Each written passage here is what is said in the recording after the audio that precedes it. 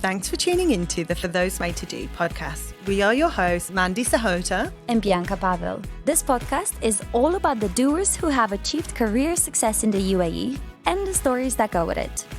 In this episode of For Those Made to Do Logistics and Supply Chain, we have the pleasure of speaking to Ayman Kabbara. With 20 years' experience of working in the logistics sector, he shares the trajectory of where the industry is heading and the room for innovation. If you have a disruptive and scenario planning mindset, we learn that maybe this is an industry where you can apply your skills in the region. If you're curious about how the Middle East is leveraging its strategic trade positioning for growth, how to navigate through geopolitical tensions as a freight forwarder, and how this industry is tackling emissions and global warming, you're in for a treat.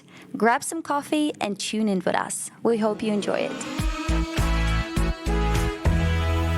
Hello, everyone, and welcome to a new episode of For Those Made to Do. Today, we're talking about the engine that powers commerce in the GCC region and the backbone of global trade, the logistics and supply chain industry. Over the past few years, there have been many disruptions and challenges hitting this industry, but it has always shown its resilience and dependability, keeping the world connected and well supplied through a global pandemic, multiple geopolitical interruptions, and even tensions created by modern-day piracy. But despite its importance, this area doesn't always get the interest it deserves from job seekers, primarily because it isn't often in the spotlight and its hiring criteria are quite unique. To better understand how to thrive in this arena, we're excited to have with us Holt alumnus Ayman Kabbara, the current managing director of Scan Global Logistics UAE, who has spent the last 20 years in freight forwarding, building supply chains across the globe in oil and gas, fashion, retail, and energy. Ayman, welcome to our studio, and we're so grateful for your time today.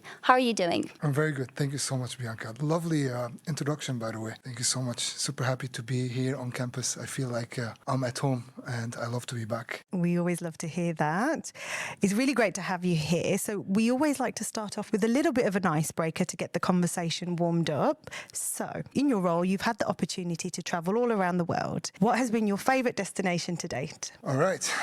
I have a lot of favorite destinations.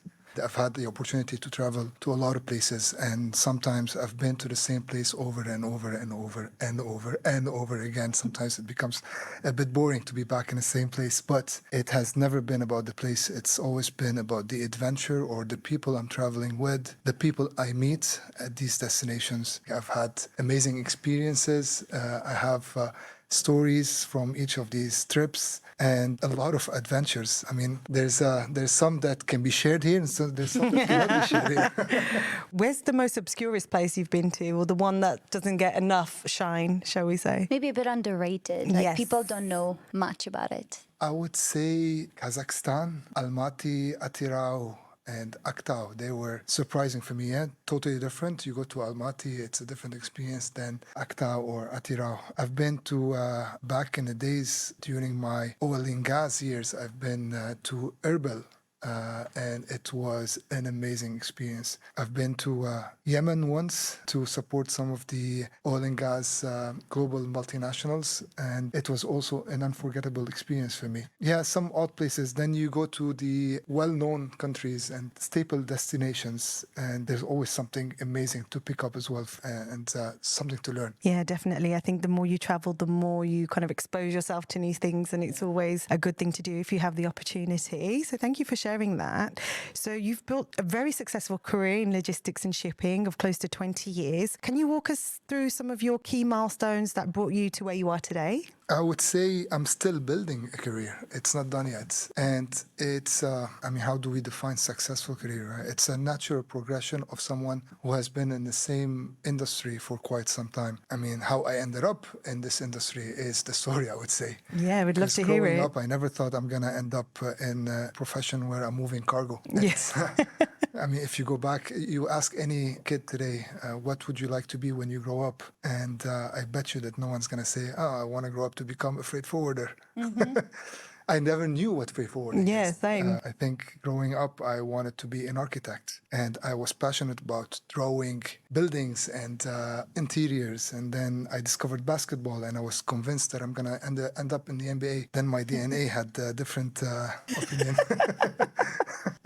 But then when it was time for me to work towards achieving my dream, I ended up in architecture school for a couple of weeks before my parents convinced me to do business, because it's something that I can start making money from immediately, compared to studying for 6 years to become an architect. I would finish a bachelor's degree and then I'm productive. I remember my sister at the time asking me to pick her up from school, from her university, and they had a job fair. So she said, okay, you know what?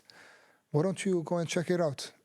I did not have anything. I had my laptop, so I had to find a place to print a CV. It was half a page. And I ended up talking to one guy, and the only guy I talked to at the job fair, who ended up asking me back for an interview. And I ended up joining a company as a management trainee, and then 20 years, here The we rest are. is history. Yeah, exactly. And because it wasn't something you anticipated to do, what kept you in the industry for so long? It's an exciting, strange, simple industry. It's moving cargo from point A to point B. How hard can it get, right?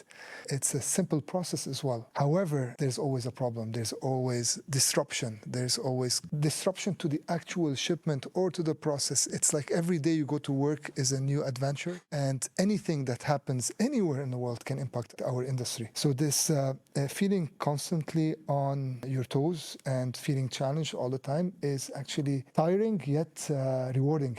And I like that. Thank you for this question, Mandy. I remember when I finished my MBA, I wanted to do something different. I thought, you know what, I'm going to explore maybe a different industry for a bit. And I ended up going into the IT industry, which was linked to supply chain. It was supply chain and IT. And it was coming up with solutions, but then the solutions do not have problems. Once you implement them, this is it. There was no more challenges, so I couldn't cope with it. I had to go back quickly to what I know, which is freight forwarding. It is simple, yeah. It is one of the simplest industries, and it's easy to explain. There's little barrier to entry, yet you have to be resilient in order to be able to perform at the highest level every day. I mean, we were talking about this and we were saying it seems like a simple industry, but it's also very complex because you need to have a global mindset from the very beginning. True. You need to understand geopolitics all over the world, and you need to understand how to form alliances and how to find the best routes and the best partners. So it's quite a unique, quite a niche space to go into, and this is why we're talking about it today. We want all of our listeners to understand more about what's exciting about it, but also what's so complex about it, and really decide if it's the right place for them to go into.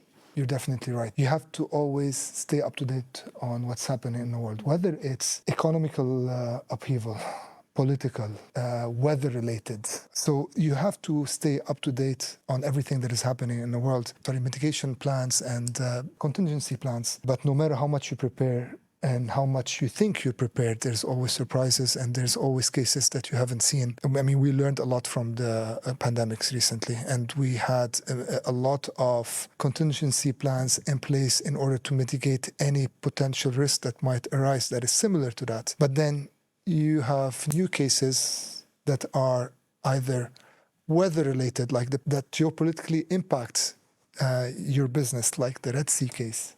And you can utilize some of the contingency plans that you had in place, but you would always have to come up with new ones. So it's a combination between being prepared, having risk management processes, but at the same time being innovative and having an open mindset where you start thinking, okay, what can we do now? How can we partner with the right people in order to service our clients in the middle of a fire, a raging fire? And whoever comes up with the solution first, I mean, the more chances you have on getting there first and deploying new solutions. And then there's the IT technology element to it, and making sure that you have the tools as well to manage it and deploy it. It's kind of fascinating to me, but I would like to dig a bit deeper because I know very little about logistics and supply chain and freight forwarding. So could you tell us a little bit more about Scan Global Logistics and your mission? And then we can dig a little bit deeper into what freight forwarding is in a simple term.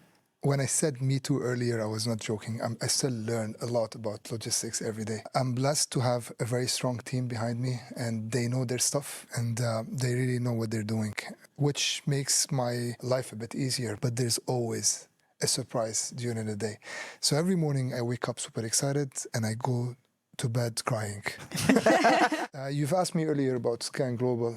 I would humbly say that it is one of the best companies I've ever worked with. It's one of the best companies I've ever had the pleasure of building a setup with. It's very innovative. It's the fastest growing, or it's one of the fastest growing international multinational freight forwarders out there today. It's been there since 1975, but has grown slow in the Nordics, in the Scandinavian countries, because we're headquartered in Copenhagen. But then from 2007 onwards, we've been on a massive growth journey, which has accelerated in the last few years. And ever since, we have set up 3 offices in the Middle East. We are setting up 3 countries this year in the Middle East. And we still have a massive plan to increase our footprint in Which the Middle ones? East. Do you mind me asking? Yeah, I mean, we have set up 3.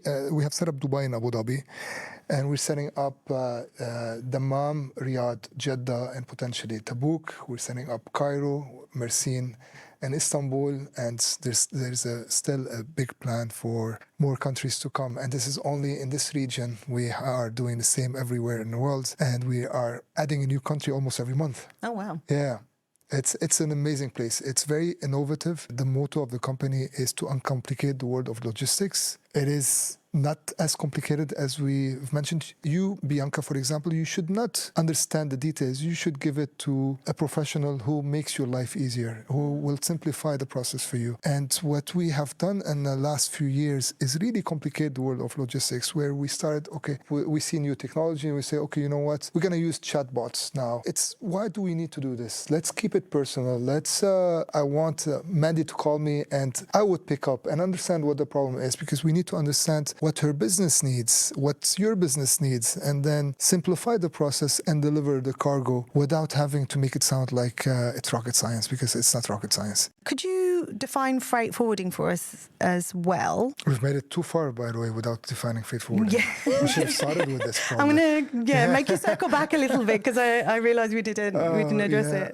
It's simply the process of moving cargo from point A to point B, and coordinating the activities with all the parties involved in the process, whether it's customs authorities, the trucking company, the shipping line, the vessels, the airlines, the warehouse, the delivery trucks, the value-added services that gets involved in the pick and pack process of the cargo that sits in the warehouse. So it's the management of the full supply chain and the coordination of all the different parties involved, and the optimization of the parties involved in the whole process to make the service faster, cheaper, and meets the expectations of the client. And it sometimes includes the utilization. So if I want to move a pallet or a box from Singapore into Dubai, what's the process? I can put it on a ship, I can put it on a plane, I can use a small vessel, then a plane, or the other way around. So there are different combinations. It depends on what the client requires and what would optimize the full supply chain. It's like being a travel agent, but it's a travel agent. So today I can go to booking.com and pick a hotel, and I can go to Emirates Airlines and book my flight, and I don't need a travel agent. However, if I'm doing this for a family, it becomes a bit complicated. And then if I'm going to Paris and then Milan and then Amsterdam, it becomes even more complicated. And then if I'm doing it for myself or for the family and then my neighbor's family, then it becomes even more complex. But imagine doing it for the whole neighborhood every day, over and over, and they have different destinations every day. So this is where the value add of a freight forwarder, just the coordination and management of all of these activities, while adding the level of intelligence to optimize for the next time. So this time you went from Paris to Amsterdam by train and it took you, I don't know, an hour. How about next time you rent a car and you stop by in Belgium, for example, something like that. So we study, we go back, we take feedback from the clients. How can we improve? And then the next time the customer say, no, I'm being sustainable now. I want to have an electric car instead. So this is where it's continuous improvement of global supply chains. Fabulous. Thank you. That's actually a really great way of breaking it down and making an analogy that we can all understand and relate to. So thanks for that. And just because you mentioned cargo, can you just tell us a bit about what industries you're serving right now with Scan Global? in terms of what's inside the containers? Everything. It can be absolutely everything. What we focus on is, honestly, it can be anything. Some of the industries that we specialize in is the automotive industry, the telecommunication industry, industrial, anything related to oil and gas, energy, renewable energy, fashion and retail. I can mention it because it's everything. I cannot even name them. We do have specialized solutions for each of these industries. So, for example, in the automotive sector, we have special containers for test cars that have not been introduced to the market yet. They need to be transported in a strict way. No one is supposed to see the car, you know what I mean? So we need to bring them to the desert in order to test them in high heat environment. So there's specific solutions for that, and there's solutions for regular cars. There's a solution for spare parts. But this is only one of the sectors. We service a lot of sectors. We are the largest supplier of humanitarian aid globally. We have a dedicated team in Dubai that manages this, as well as other, control towers across the globe. We are specialized in telecommunication, especially if it's going to difficult to access areas of the world where the infrastructure does not make it simpler. Yeah. So this is the kind. So if it's simple, anyone can do it. If it's complicated, let us take a look at it and let us help you find a solution. That's the motto that we operate in as well. So Dubai has become, in particular, one of the key hubs in the world, right? I think Port Jebel Ali is the largest port for containers, and there's also a big shipyard here. What advantages and also what challenges does a place like Dubai bring for a logistics company? Let me add that it has one of the busiest airports in the world as well. So it's air freight and ocean freight and road freight and everything in between. I think it is a hub. It's a connection between East and West. It's the fact that today you have an amazing infrastructure in Jebel Ali and in Dubai Airport, and very soon, it's already there with DWC Airports. It allows optimization of modes, optimization of services, economy of scale, and making sure that you have connectivities. It's a hub that connects the major ports of the world, the major airports of the world. EK today and Etihad, for example, they go to almost every country in the world. If you add to it, Fly Dubai as well. And this is where the customers are currently moving their cargo to. So it's either importing from these countries or exporting to these countries or transshipping through UAE. It brings a lot of value to our customers globally. It gives us the opportunity to mix and match solutions in order to meet customer needs and demands. So I'll just give you an example. It doesn't have to be a client that is based in UAE. Today, you can be somewhere in the UK, you are importing out of Shanghai, and your cargo might transship via UAE because of the fact that it's a hub that connects different modes of transport. So it gives us and all the other freight forwarders additional options to optimize their clients' supply chain. And at the same time, it makes it a bit more competitive for us because everyone is here. There's a lot of freight forwarders. I've mentioned earlier that barrier to entry in this industry is very little. So anyone with a laptop can call him or herself a freight forwarder. But then how do you leverage on a network? How do you have the right alliances and partners to optimize the service for your client is the biggest challenge. It's like anyone can become a travel agent as well. It's true. Yeah. And actually, just to pick up on that, you, like you mentioned before, you built up the Middle East division for Scan Global, and now you're growing massively. And I think there's a lot to say about the skill in building those partnerships that will make the difference between those people that succeed or fail in this industry. How did you approach starting off in this region? What was the key to your success here? Super interesting question. We are still building SGL in the Middle East. We have only just started, and we still have a long journey and a long way to go. And I would say that what has made us successful so far is the team that we have on the ground and the team and the support we're getting from headquarters. So the fact that we have a global team and a global network that is already ready to support every new country we set up. And with a team that sits in the Middle East here, who is the best of the best, we're growing organically here, and we have the opportunity of choosing the best of the best. And this makes a massive difference. It's not only for our customers and also for our network, because we are not only servicing our clients here, we are servicing global clients and that belong to the network, and they need to be happy with the service that we are offering. So I think this combination is the only thing that will give us the opportunity to continue growing in this region and to be different. I love that. And I think that a big part to that success is also the support from government and all the infrastructure and all the projects that are happening that are allowing the airport to expand. And now there's a new airport coming, right? And there's so much happening on the ground level. What else are you looking at in the future in terms of projects that will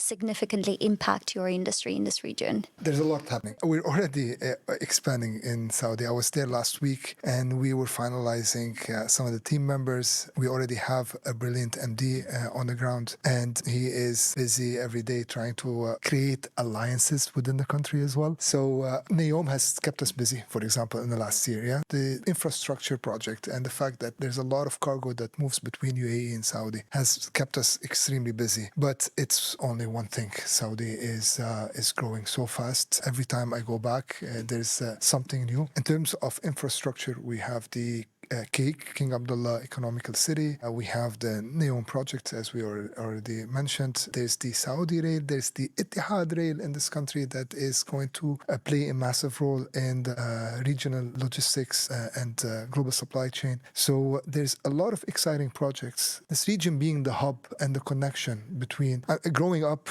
I'm from Lebanon, by the way, and growing up, it's in our history books, Lebanon is the connection between the East and the West. And then when I learned that there are other countries that are also the connection between the East and West, I was shocked. Oh my God. But then I realized it's the whole region. The whole region is the connection between East and West. If you have the right infrastructure, and this is what the GCC and specifically UAE, Saudi, Qatar are very good at, is building an infrastructure that enables the enhancement and the improvement of this connection. If you look at the history of Dubai specifically and the history of Jebel Ali Port or the history of Dubai Airport, and how much it had an impact on establishing Dubai as a transit hub and a connection between East and West, and how the whole region has benefited from it. That brings us on quite nicely, actually, when we talk about infrastructure, innovation. I'd like to move on to see how technology and digitization has transformed the logistics sector.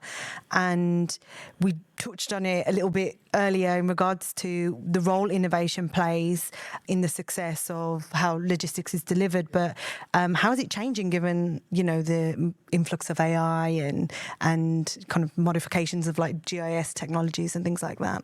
20 years ago when I started, I remember how we used to offer track and trace solutions to our clients. We were already advanced by then, but we had to call the shipping line and say, hey, I have this container. Here's container number 123 and container number 456. What's the status? And they would say, okay, it has been loaded on the vessel. Good. So I would go to my system, open the file and put containers have been loaded. And then if the customers wanted to see the status of their shipment, they would go to my website, put the details of their container and say, okay, it has been loaded. And this is what we call track and trace. So there was a lot of manual entry, a lot of communication happening. Fast forward to today, in the last 20 years, it's not only fully integrated, because we are integrated with the airlines, we're integrated with the shipping lines, we are integrated with the customers, right? And the information is flowing naturally with minimal manual input and giving visibility for the clients. But then you add to it the element of AI, and now we have predictive analytics. We have solutions that say, okay, you know what, let's reroute via this airport, or let's reroute via this port, or what if we do it this way? So this is the impact of AI. But if you look at it also from, and not only from freight forwarding perspective, you go to a warehouse, and there are so many warehouses in this region today that are fully automated. You don't even have one person in the warehouse. They're even called black boxes because there's no light. You don't need to have lights in the warehouse wow. because it's fully automated. And this is another advantage of technology and some of the innovations being introduced not only in this region globally, but then you have to you can add big data and how you can leverage that in order to predict better solutions, and then how you track utilizing GPS devices implanted or RFIDs or barcodes. There's so much technology being used today, and I'm sure that there will be even more technology being added. We're scratching the surface of what AI can deliver, and I think it's going to positively impact our industry. In the sense of efficiency, but then do you think that would impact people's jobs in a way?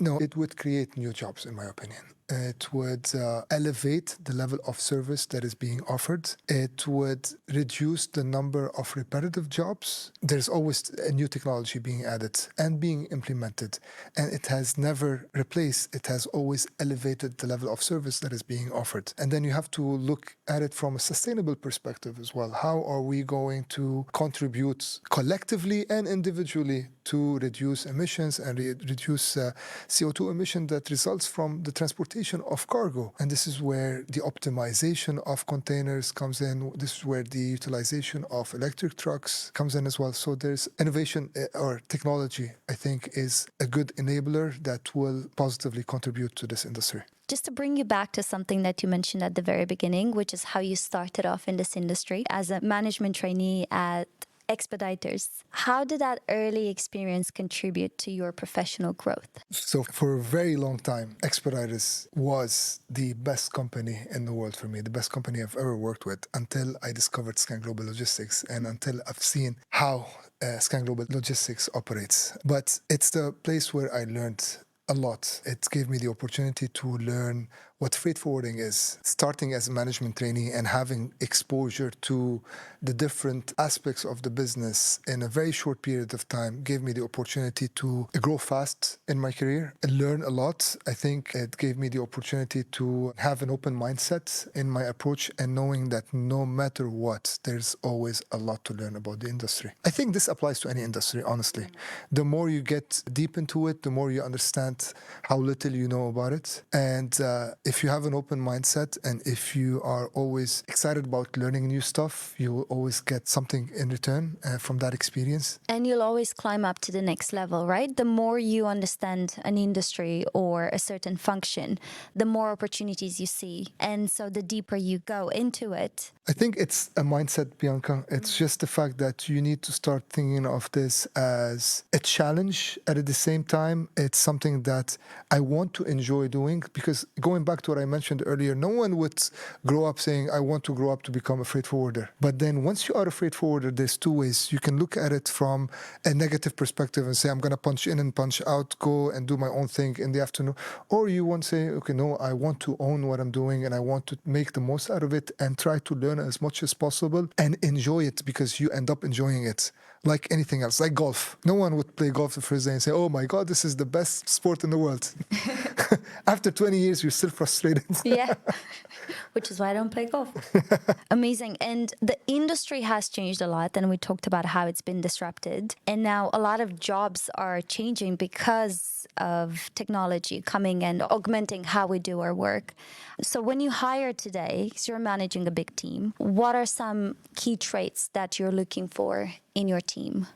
Attitude, 100%. The first thing, the most important thing is attitude. I mean, obviously, I need to look at the career of the person that I'm interviewing. It depends on what I'm looking for, but the number one criteria is attitude. And do they have to have a specific aptitude in a certain area? Like, does it help if you're an analytical person? Does it help if you're, a quick thinker, really good at assessing risk? Like, where, from a kind of technical understanding, do you think at the core of it, it depends on at what level you're hiring, right? So if we're hiring entry level, we look at attitude, like I mentioned, and openness to learn. And I would say attitude towards work. I don't know how to describe it. As you progress or as you climb up the ladder in terms of the level where we're hiring, it goes back to not only attitude, because it is still the first thing that we look into. Your experience, what you've done in the past, obviously, how much do you know the industry, how well do you know the industry? So it's a combination and depends on the role. A salesperson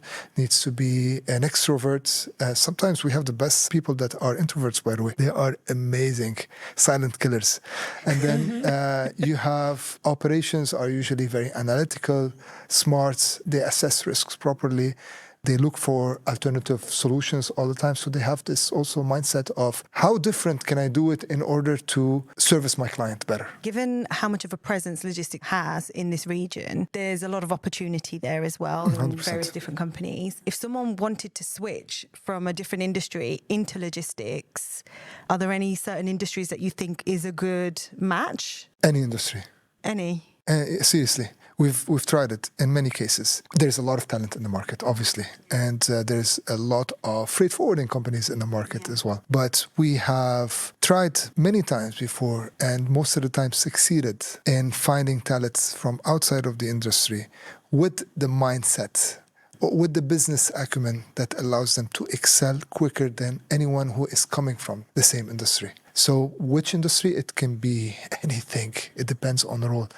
In the past, we literally hired from all industries. Again, it goes back to attitude, mindset, business acumen, your personality, and how fast can you learn the industry. And I'm going to put my recruiter cap on for a second. Just thinking about how you even understand a person's attitude or mindset from their CV.